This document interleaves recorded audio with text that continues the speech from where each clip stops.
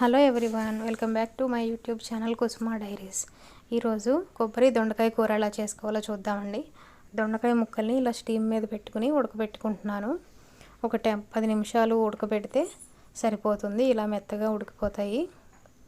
ఇలా ఉడికిన తర్వాత ఒక స్టవ్ మీద బాండీ పెట్టుకుని కొంచెం ఆయిల్ వేసుకుందాము.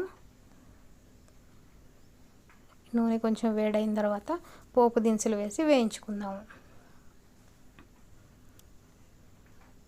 ఇలా పోపు వేగుతున్నప్పుడే ఒక 2 ఎండుమిరపకాయలు ముక్కలు చేసుకుని వేసుకుందాము.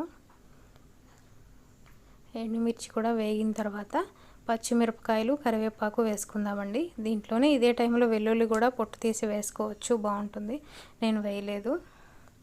దొండకాయ ముక్కలు ఉన్నాయి కదా మనం ఉడకబెట్టుకునేవి, అవి కూడా వేసేసుకోవాలి.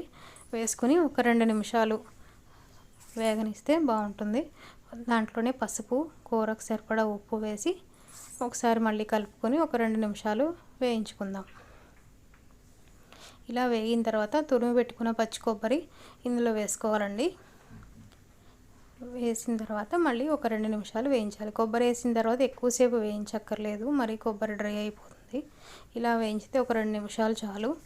అంతేనండి, కూర రెడీ అయిపోతుంది. ఈ వీడియో కనుక మీకు నచ్చితే లైక్ చేయండి, షేర్ చేయండి, సబ్స్క్రైబ్ చేయండి. Thanks for watching.